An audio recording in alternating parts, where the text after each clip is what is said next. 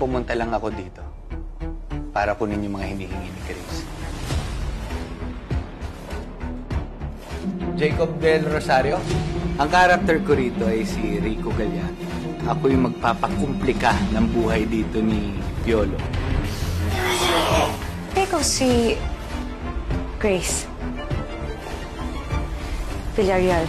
Ang role ko dito ay si Grace, isang babae na kapag pumasok sa buhay ni Jacob at ni Iris, gugulo ang buhay nila. Mahal mo ba siya? To have that intensity, pero maliit na maliit, was definitely a challenge. Kasi ang treatment namin medyo mas madugo.